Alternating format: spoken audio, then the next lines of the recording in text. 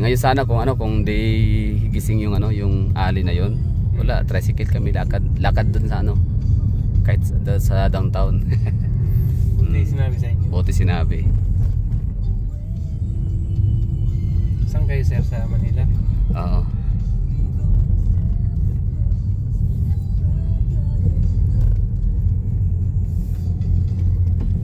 May ano naman eh, meron namang ano kanina, nag-offer na tricycle, pero wala eh, parang di ako sure. Kasi, di ba? May pakyatan yun. Tsaka maliban doon, parang di natin alam, di natin kilala yung tao, di ba? Hirap na, di ba? Oo. Kasi kita, hindi naman tayo blind ngayon, di ba? Sa mga balita, ano? Oo. Balik ulit, parang talamak na naman ulit. Oo. Eh, pag sa Grab, sigurado kayo. Ay, oo. Takot na kayong bigyan ng ano eh, ng negative na ratings, ano? Ano pa kaya? I mean, hindi naman takot, pero ano yun eh, kumbaga kasiraan sa inyo yung ano eh, sa inyong pangalan, example. Pag ngayon 4.9, okay to, 4.9. May nag-rate sa akin, you know, 2 buwan kasi yung una, ano yun, 5 sila. Nag-book ako 5 seaters, sinabihan ko ma'am. Sa sunod, mag-book kayo dapat sa 6 seater. Kasi 5 kayo eh. Tapos nirate ako ng 1. dahil dun sa sinabi mong ganun. Sumunod lang naman ako sa tama. Tunay, ano lang talaga, apat talaga taxi. Maliban lang kung manipis or bata, ganun pwede yun. Tapos yung isa naman, ibinaba ako doon sa may ano, kasi ano na eh, hindi ako makamaniobra, saka masikip ang kalsada. Gusto niya ipasok pa doon sa dulo.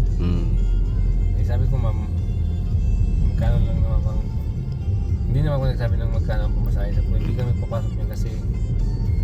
Pero lapit naman sa mga, lapit na siguro, di ba? Malapit lang, di ba? Kayang lakarin. Kayang lakarin sir. Kaso gusto niya ipasok ko pa. Eh, may ano talaga. Walang maniobrahan doon, tapos masikip. Sabi ko, hindi nga kami pumapasok niya kasi ang iba kasi baka siguro ano ko doon na ang aking tansya eh, baka ayun, yabang na nakagrab siya. Yun nga. May kita na mga kaibigan niya, di ba? Kakilala doon sa kanyang ano, dapat ano yung ganoon. Eh, kasi minsan ang grab kasi ang purpose niyan para mas convenient, di ba? Oo. Pero pag mas madali kasi ako, mas pabrok ako sa grab kaysa sa taxi, kasi taxi di laging may laman, may puno. At least ang grab andiyan ka lang nakaupo, di ba? Eh, taxi tatayo ka lalo't maulan, so talagang ano, hassle. So okay ang grab, tsaka na konti lang yung difference. Tapos sa traffic naman, di ba, no? Ganun talaga, naka-fix na yun eh. Naka-fix na yun. Tapos walang ano, ito pinakamalaga sa Manila naman, Manila. Ang grab, ano siya, walang less hassle siya, no, walang negotiation. Walang negotiation. Oo. Kung ano na, kung ayaw mo magsalita, pwede eh. Samantalang sa taxi, magkano? Nawala na. Pag ganong tanong, magkano pa punto, patay na. Kupas. Stress na yan, nakaka-stress na yan ganun eh. Tapos diskarte pa ng iba ngayon, ano, hindi ma-on yung ano, hindi i-on yung meter, hindi siya nakalimutan. Sanay na ako sa ano, sa biyaheng airport example. Ang pamasahe talaga diyan 68 lang, taxi, pinakamura, pinakamahal ang 85. Ano yun, yung madaling araw kasi talagang biyahe ko madaling araw eh. So pinakamahal ng 85 pesos. Ako hininga ng 200. Kuha ano lang, 150 na lang. Dapat nga 100, pero siyempre para pa-consuelo na lang. Kasi nananaga siya, hindi man niya nataga ng buo ang 200, at least only 150, okay na yun. Huwag ka na magreklamo so, kahit nga 100, mahal na yun. Kasi 68 lang talaga yung pamasahe dyan. Hindi naman ako ngayon lang bumiyahe, lagi. So, sir, ang check-in doon?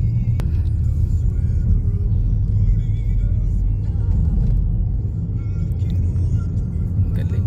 Buti na tanong. May grab. Taxi kasi di ko, may taxi pala. May taxi dito, kaso ang galing dyan puntang airport mga 600 yata hindi. Pero ang point ko, meron pala. Akala wala talaga, wala akong nakita. Saan sila nagtago or tumatambay? Ay, paggabi, wala na. Pag-araw, wala din. Pag-araw, meron ka makakita. Kahit dun sa ano, kahit... Kasi meron sir. Okay, ay maganda. Metro na pala talaga. Ang ano, ang Legazpi. May taxi na. Abot ng ano yan, mga Daraga, no? Mga Santo Domingo. Ay, yung 600 na tinutukoy mo, yun ay ano siya? Kontrata yun. Kontrata, oh. Kontrata ng mga... Kasi yan ang pasahero ko. Ang mahal pala sa ano, 600. Yung sa amin. Galing airport, papuntang ano, Legazpi. Yung kasing contractual na yan, sa totoo lang, bawal talaga yan. Kasi bawal metro nga eh. Kaya nga taxi, kasi metrohan. Ang problema, parang ang mga tao, mga taga rito mismo, parang nino-normalize na lang. Di ba? Parang normal lang yan, parang ganun, okay lang yan, parang normal lang. So yung mga taxi driver, at saka yung mga driver talaga na yan, alam talaga ng ano yan, bawal. Pero dahil nga sa mga taga rito, okay na lang, I mean, normal lang na lang, kumbaga, di ba? Hindi na siya issue. Pero kung may maglakas ang loob na taga rito na magsumbong, o kahit hindi taga rito, kahit dayo na magreklamo sa LTO, LTFRB, o ano yan, na-actionan yan. For example tayo Iloilo City, ganun din sa Iloilo City. Yung Iloilo Metro City din yan eh. Metro City ang Iloilo sa kanilang ano, rehiyon. So metrohan yan. Basta along Iloilo City, Iloilo, mga ilang munisipyo. So doon, paglabas na ng Iloilo City, matik kontrata na siya. Kontrata. So ngayon nagkataon may taga Cebu na punta doon. Dayo ba. So nareklamo niya siyempre ang Cebu ano yan eh, metro din yan eh, metrohan ang mga taxi diyan kahit pa napakalayo ng Oslob, kahit pa Karkar, malalayong ano south or north. Basta kay Cebu province ano pa rin siya, metro.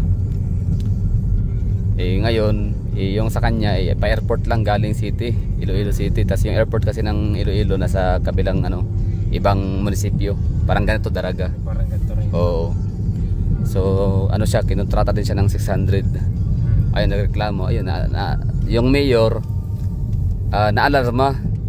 Oo, parang yan nagpost sa Facebook ganon, hindi dapat ito yung ganon, aksyonan dapat ng mga kahit sinong departamento na may concerns, parang ganon. Pero grabe no. I mean, hindi ko naman question yung sincerity ng mayor na blind talaga siya all along. Buong buhay niya as mayor.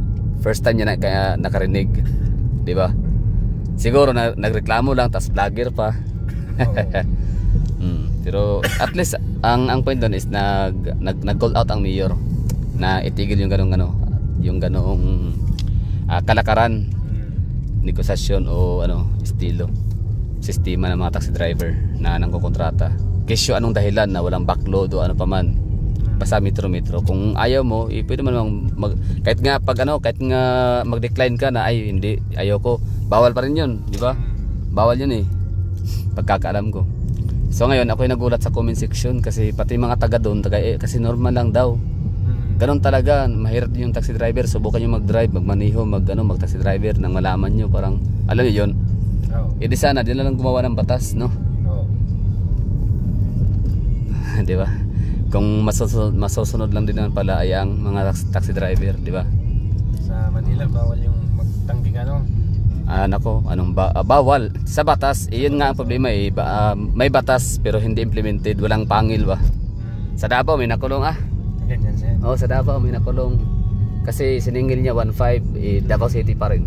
Barangay, malapit sa Davao City kahit akala mo ibang probinsya na, Davao City pa rin pala. Metro pa rin yun, kahit nga Tagum City, Davao pa rin. Kahit Digo City, Mati City, Davao del Norte, basta Metro Davao, metrohan dapat yan. Siyempre, ikaw na pasahero, alam mo na yan, bigyan mo na ng pasobra yan. Di ba kasi malayo pag taxi metro. Pwede namang maging logi din talaga pabalik. Pero yun na nga, may isa talaga na nahuli na kulong. So yung mga taga Davao, ingat na sila ngayon sa kontrata. Kasi baka nagpapanggap lang na pasahero, yun pala undercover, di ba? Sir, layo nun sir, Tagum City. Ikaw nang bahala sa akin sir ha. Oo, alam mo na yun, di ba? Mga ganon. Kasi alam mo naman pagka walang sakay doon, pabalik, medyo malulugi. pero di naman siguro gagawa ng batas ang LTFRB kung na hindi pinag-aralan, di ba? Pinag-aralan yan kung lugi pang talaga, di ba? Oo.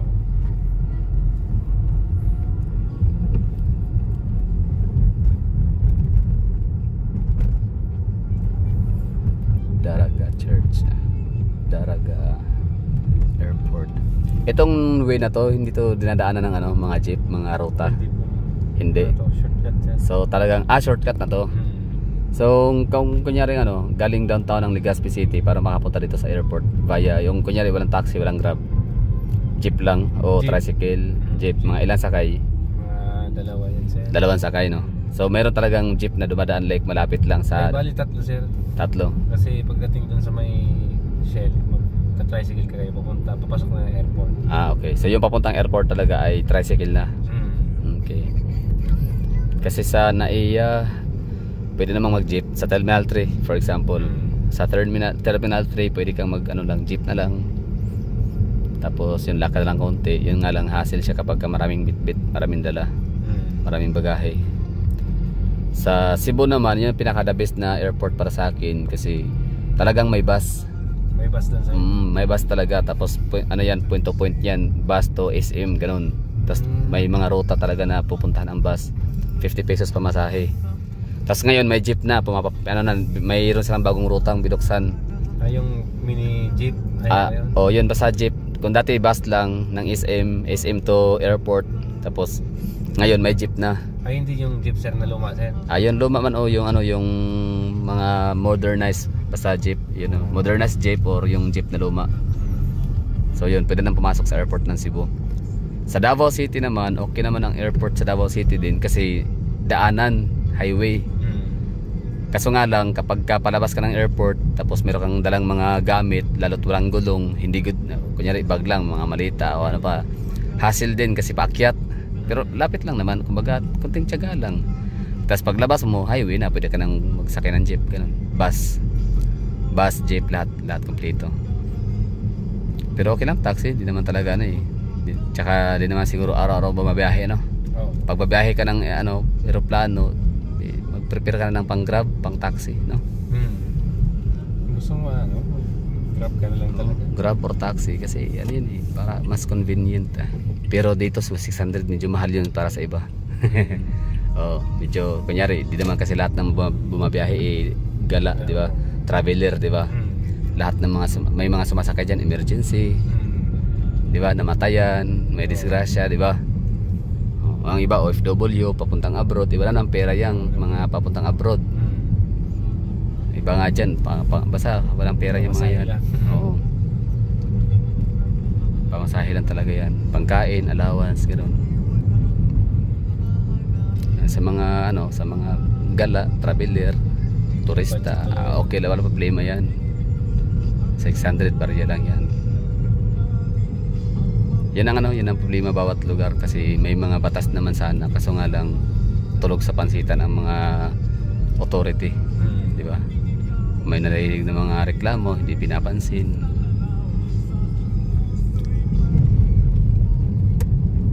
Diyan sa may airport, grabe yan ang taxi. Nung galing, saan kayo sir galing? Diyan din sa airport sir? Galing pa kami Tacloban. Pero diyan kayo pumunta kayo dito sa Legazpi, diyan kayo bumaba? Hindi. Kayo, Bali nag-byland lang.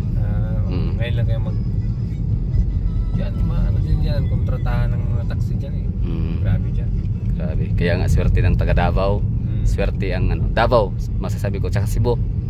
Swerte ang mga taga Cebu tsaka taga Davao kasi walang kontratahan na nagaganap. Pero may mga taxi doon sir. Ang dami. Pero hindi sila bawal, kulong talaga ang abutin mo doon. Sa Davao, kulong diyan, talaga. Kagabi sir, na-experience ko kagabi. May nag-book sa akin. Galing ako dito doon sa may unahan pa.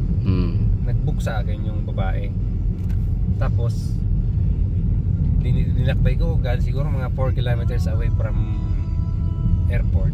Pagdating ko doon, tinatawagan ko yung babae, nakasakay na daw siya ng taxi. Tapos ang ginawa daw ng taxi, kinontrata siya, tapos pinakancel yung booking ko. Tinext ko si ma'am, Sabi ko, ma'am, ba't naman ganun? Eh, ang layo-layo ng pumunta pa ako ng airport para lang masundo ka. Kasi nag-booking ka, dapat kinancel mo kanina pa. Text sa akin, pasensya na sir. Kasi nakasakay na ako sa taxi. Yung mga ganyan dapat magbigay sila ng 100, 200. Oo, yun nga, dapat nag-ano sila doon. O sir, Gcash mo sir, kaya ano, para unang-una, parang bayad sa disturbo, pangala sa gasolina. Yun nga. Minsan may mga walang utak din may iba no?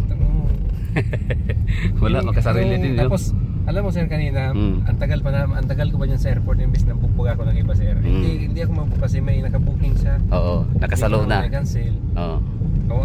Kaya nasayang ko 2 oras. Wala pa akong nakuhang kahit piso galing dyan papunta dito sa Legazpi. Yan, dito yung text ko. Ang pangalan niya Di ba pwede kayong magbigay ng ratings sa mga pasahero? Hindi ko naman yung sir ma-rating kasi hindi naman natuloy yung biyahe namin. Okay. Kasi kinancel niya eh. Ako naman minsan sabi ko parang kasi alam ko kasi yan pag once na i-cancel diyan maaring basta affected yung Grab, iniisip ko. Tapos tinatawagan ko kung matagal pa ba. At saka yung yung aking talagang yung auto deduct yung sa akin. Hindi ako ka-cash. Auto deduct sa akin para debit para alam mo yun, para walang problema ba. Tapos yung iba kasi magdududa pa, baka i-cancel niyo lalo't malayo, alam niyo yun. So kaya mas prefer sa akin na deduct. Pero mga ganun, abala yun no. Okay sa kuya, pahingin Gcash na lang 100 para sa kahit paano sa abala 100, tapos sa gasolina 100. Yun, pasensya. Tapos kasamahan pa ng pasensya, di pa pasensya ka na kuya. May mga pasero talaga iba na ng mga entitled ganun no. So yun, basta ako masasabi ko napakaswerte ng mga taga Davao at taga Cebu kasi nga ang Cebu may mga kontratahan din naman nangyayari sa Cebu pero hindi yun talagang kontratang garapalan. Kasi ang naman ang meron akong pinsan sa Cebu naman na taxi driver. Hindi naman talaga sila yung nangungontrata. Talagang yung pasahero, yung mga turista kasi madalas palibasa. Kasi ito pupunta ng Donsol, manonood ng botanding, yung isda, yung whale shark. Papunta ng mga tourist spots. Papuntang Oslob, magkano hingin nyo doon? Ganon kasi kagad ang tanong. So syempre yung mga taxi driver, matik yan sila process. Okay, ang tingilan doon ganito, ganyan. Automatic agad. Kumbaga mayroon silang dilihensya pero hindi talaga yung sobrang laki. Oo. Kaya lagpas 300 ganon. Sabihin natin ang aabotin ng mga 1.5 yun kasi malayo ngayon, pinaka south na lugar, mga 1.5 or 2.5 for example, 2,000. Mga yun sir, 2.3 sir, ganon. Pwede na, or 2.5. Pag sinabing medyo mag-aalangan at pwede 2.3. Oo, kasi na yun 2.3. Pwede rin metro sir, pero kung metro nasa kasi yan pag i-metrohan kasi yan sir, nasa mga 2.2, 2.1, 2.4, 2.5 ganyan, depende sa traffic. Pero kung 2.3, larga na tayo. Matik na yun. Pero naka-turn on pa rin metrohan nun kasi once na may checkpoint yan, nahuli kang wala kang hindi ka naka-turn on ng metro, may charge yan. May yan pala, may penalty. Oo, nalaman ko yung sa taxi driver. Sabi ko, sige kuya kontrata tayo pero i-on mo lang yung metrohan para malaman ko kung magkano yung dilihensya mo. Kung malaki ba o gano'ng kaliit sa iyong hinihingi. 'Di ba? Kasi baka piso na lang pala, 'di ba? Kunyari ang pupuntahan ko, example, Davao City to Tagum City. Tapos ang hiningi ng driver 1.5. Iyon pala kung nung yung metrohan is 1.6. So dahil kontrata namin is 1.5, so logi pa siya ng 100, 'di ba? O di kaya so kasi pasahero kailangan din alamin natin ng mga nagpapasahe para mapamilyar, 'di ba? So yun. At sabi niya ng taxi driver, talagang natin sir, hindi pwedeng hindi ito i-on ang metrohan. Kasi bawal 'yan. Pag once mahuli kami ng LTO na hindi naka-on, patay kami niyan. Sa Manila, diskarte doon. Hindi nila, sir, nakalimutan. Wala na, estimate na lang, magkano ko yan na lang. Sige, 500 ko patay.